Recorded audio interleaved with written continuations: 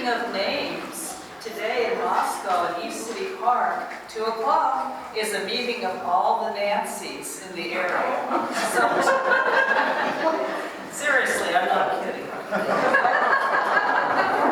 All right. This is a long one, guys, but let's get settled. Okay. The reading today is from Exodus chapter 1, verse 8 through chapter 2, verse 10, and also chapter 3, verses 1 through 15. Now a new king arose over Egypt who did not know Joseph. He said to his people, "Look, the Israelite people are more numerous and powerful than we. Come, let us deal shrewdly with them, or they will increase, and in the event of war, join our enemies and fight against us and escape from the land." Therefore they sent taskmasters over them to oppress them with forced labor. They built supply cities, Pithom and Ramesses for Pharaoh.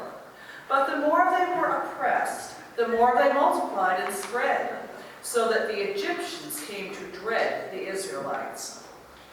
The Egyptians became ruthless in opposing tasks on the Israelites, and made their lives bitter with hard service in mortar and brick, and in every kind of field labor.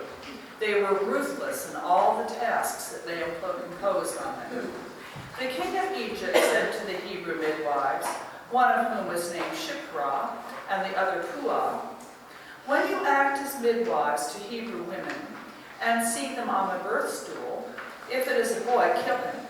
But if it is a girl, she shall live." But the midwives feared God. They did not do as the king of Egypt commanded them, but they let the boys live. So the king of Egypt summoned the midwives and said to them, "Why have you done this and allowed the boys to live?" The midwives said to Pharaoh, "Because the Hebrew women are not like the Egyptian women, for they are vigorous and give birth before the midwife comes to them." So God dealt well with the midwives, and the people multiplied and became very strong. And because the midwives feared God, he gave them families. Then Pharaoh commanded all his people, "Every boy that is born to the Hebrews you shall throw into the Nile, but you shall let every girl live." Now a man from the house of Levi went and married a Levite woman. The woman conceived and bore a son.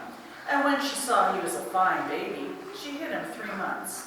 When she could hide him no longer, she got a papyrus basket for him and plastered it with bitumen and pitch. She put the child in it and placed it among the reeds on the bank of the river. Baby's sister stood at a distance to see what would happen to him. The daughter of Pharaoh came down to bathe in the river, while her attendants walked beside the river. She saw the basket among the reeds and sent her maid to bring it in. When she opened it, she saw the child. He was crying, and she took pity on him. "This must be one of the Hebrews' children," she said. Then his sister said to Pharaoh's daughter, "Shall I go and get a nurse from the Hebrew women to nurse the child for you?" Pharaoh's daughter said, "Yes." So the girl went and called the child's mother. Pharaoh's daughter said to her, "Take this child and nurse it for me, and I will give you your wages." So the woman took the child and nursed it. When the child grew up, she brought him to Pharaoh's daughter, and she took him as her son. She named him Moses, because, she said, "I drew him out of the water." Fast forward 20 years. Moses was keeping the flock of his father-in-law Jethro, the priest of Midian. He led his flock beyond the wilderness and came to Horeb, the mountain of God. There the angel of the Lord appeared to him in a flame of fire out of a bush. He looked, and the bush was blazing, yet it was not consumed. Then Moses said, "I must turn aside and look at this great sight, and see why the bush is not burned up." When the Lord saw that he had turned aside to see, God called to him out of the bush, "Moses, Moses." And he said, "Here I am." Then he said, "Come no closer. Remove the sandals from your feet, for the place on which you are standing is holy ground." He said further, "I am the God of your father, the God of Abraham, the God of Isaac, and the God of Jacob." And Moses hid his face, for he was afraid to look at God. Then the Lord said, I have observed the misery of my people who are in Egypt. I have heard their cry on account of their taskmasters. Indeed, I know their sufferings. And I have come down to deliver them from the Egyptians, and to bring them up out of that land to a good and broad land, a land flowing with milk and honey, to the country of the Canaanites, the Hittites, the Amorites, the Pezerites, the Hivites, and the Jebusites. The cry of the Israelites has come to me. I have also seen how the Egyptians oppress them. So come, I will send you to Pharaoh to bring my people, the Israelites, out of Egypt. But Moses said to God, who am I that I should go to Pharaoh and bring the Israelites out of Egypt? God said, I will be with you, and this shall be the sign for you, that it is I who sent you. When you have brought the people out of Egypt, you shall worship God on this mountain. But Moses said to God, if I come to the Israelites and say to them, the God of your ancestors has sent me to you, and they ask me, what is his name? What shall I say to them? God said to Moses, I am who I am. He said further, thus you shall say to the Israelites, I am has sent me to you. God also said to Moses, thus you shall say to the Israelites, the Lord, the God of your ancestors, the God of Abraham, the God of Isaac, and the God of Jacob, has sent me to you. This is my name forever, and this is my title for all generations. Word of God, word of life. Thanks be to God.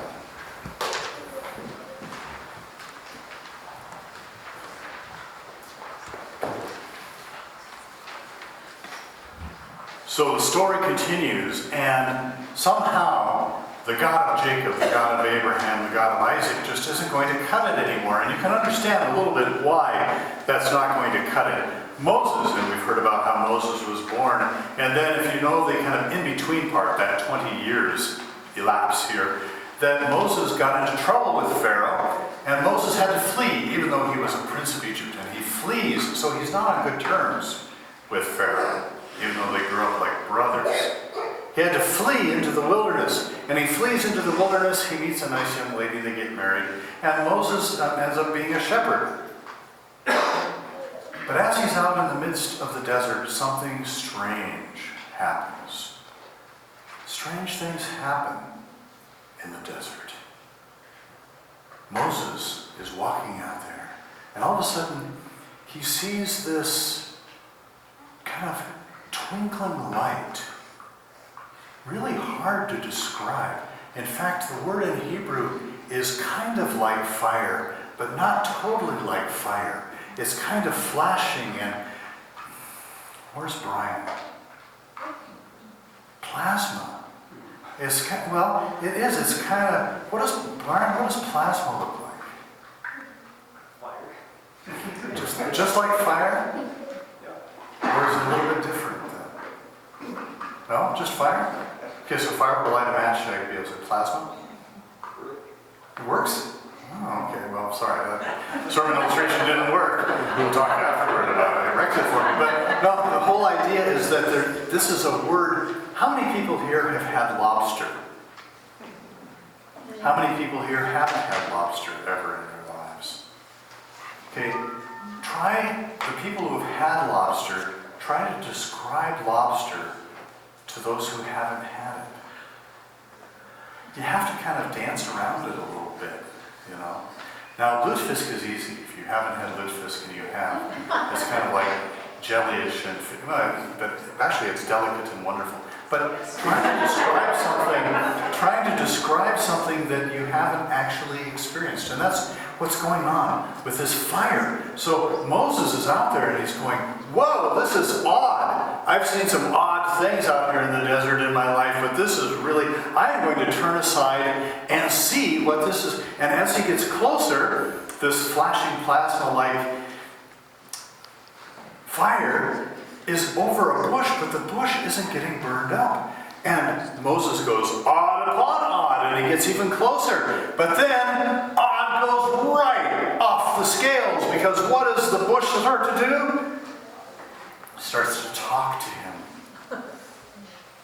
And I have a feeling Moses was probably thinking, I've been out in the desert too long. Maybe I shouldn't have had those berries that I had. But the fire, the flame starts to talk to him. And not only does it talk to him, but it knows his name. Now that's kind of scary. The word in Hebrew that's used, just this flashing fiery flame, is called Shekhinah. Shekhinah. And it's a word that will get used for God appearing. Even when you have the pillar of fire that leads the people out of Egypt later, it's a pillar of Shekhinah. When God appears in the temple, Shekhinah. When Jesus is up on top of the mountain, and all of a sudden he starts to change, and they call it the transfiguration later. But when he starts to change, the word isn't just that he's bright white, but it's like Shekhinah. Really different. An appearance of God. So Moses is out there and he's looking at this bush, and the bush goes, Moses. I don't know what does a bush sound like? Give me a break. It's not going to go, Moses, hey Moses. Okay, come on over here. But the bush tells Moses, I got a job for you to do. Okay, who are you? I am the God of Abraham, the God of Isaac, the God of Jacob. Oh, okay, well, we're getting a little bit closer here. Moses, I want you to head down and tell Pharaoh to let my people go. I've been lacking in attention a little bit, says the bush. Well, then I've kind of lost track of what happened to the people, but wow, I've suddenly heard their cry, and I realize what's going on, and it's time to get them out of there, Moses, so you are the guy. And Moses, what does Moses say? Me? Me? Yeah, says the bush.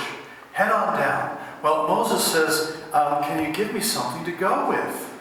Now, this all kind of comes into circle because the story, especially as you hear it as a story, starts to really connect kind of with our lives too.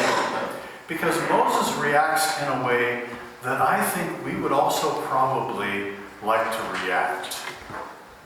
Okay? Jim, if you woke up at 3 in the morning and you heard that you do wake up at 3 in the morning anyway, but if you woke up at 3 in the morning and you heard this voice going, Jim, I have a job for you. You'd kind of like to have something real to fall back on, right? So that Anne doesn't just kind of go, better go talk to the pastor.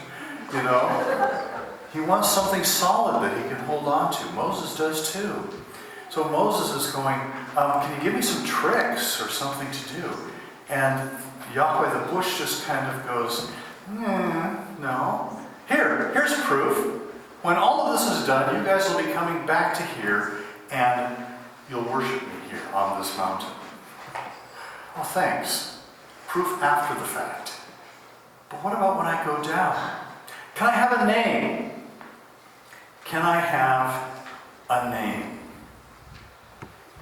You know my name. What about yours?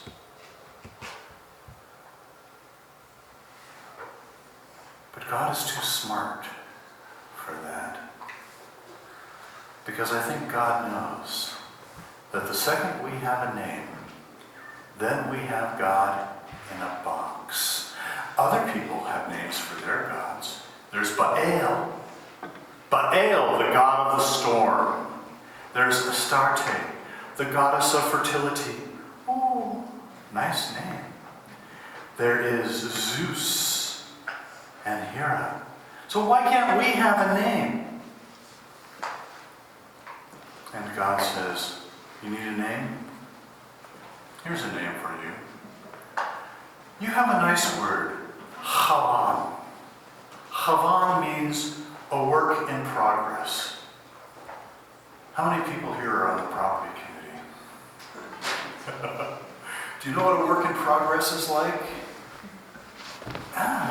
It's one of the, and property committee, when they're looking at the church building, everything here is a work in progress, right? Or, if the city is redoing the roads, they can't just do it overnight. It takes some time. And so they could use the Hebrew word. Yeah. Mayor, we could put the sign up that says, Chavan. Work in progress. Interesting, isn't it, that that's the name that God gives to Moses. Yahavan, Yahweh, Yahavan. I am a work in progress. I will be who I will be. I am becoming. Becoming what? I don't know yet. We like God in a package. In seminary, we do systematic theology. I think partly because we're Lutherans, and the Lutherans come out of a German tradition for the most part. And Germans like things to be right? Okay, I know that I'm, but, kind of tend. Have any of you guys ever flown on airlines? And I am of the opinion that when you get into a plane, the moment you're in that plane, you are in the country of origin for that plane. So when you get onto an Italian plane, it's like, buongiorno, buongiorno, come and have some food. And it's a big party. You get onto a British Airways plane. Anybody flown British Airways recently? They have like 6 classes. There are 6 classes on British Airways, and Lord and bacon, you better not cross between those classes. Even if you try to pull the curtains aside and look, there will be a stewardess there going, get back to your seat. Scandinavian Airlines, SAS, very crisp, clean, blonde people who serve food that is kind of unknown. A lot of it is in jelly. If you fly Lufthansa, you will fly and you will like it. Is there thing? Everything is like orderly. Well, when you get that, and you pop that on top of God and theology, what they're trying to do then, you see, you're trying to get a handle on God. And why do we want a handle on God? We want a handle on God partly for our own sake, so we can understand a little bit better, because it gives us a little bit of security. But you see, the problem is then we go kind of nuts with it. And then we think we've got God in a box. And there are a lot of Christians who think they have God in a box. And what they've done, interestingly enough, I think, is that they've created the box and then they're squeezing God to get into it. Oh God, you will agree with us. You will agree with us on national policy. You will agree with us on all of these issues that are taking place. And this is what Christianity is supposed to be. And God is kind of going, whoa. For you guys who said the Bible was so important, you forgot one big lesson. What's my name? Yahavan. I will be who I will be. I am a work in progress. I think for our own sake and for our own good. Because if God is a work in progress, then what about us? So are we. That we as people, that we as the church, can keep kind of light on our feet and ready to adapt and move and change and be ready for the different things that are happening in our world. Because if God is a work in progress, then so can we be a work in progress. And we can be more flexible, not thinking that we have all the answers and God in this box and everyone else is going to conform to the way we want them to conform. But instead, we can react to life, which tends to move and shift and change.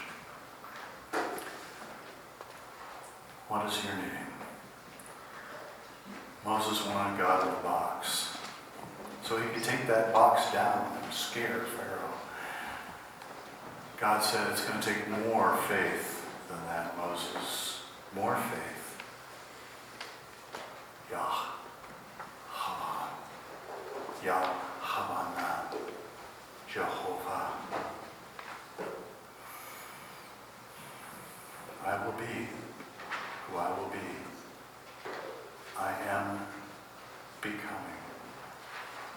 You think these stories don't have traction and meaning for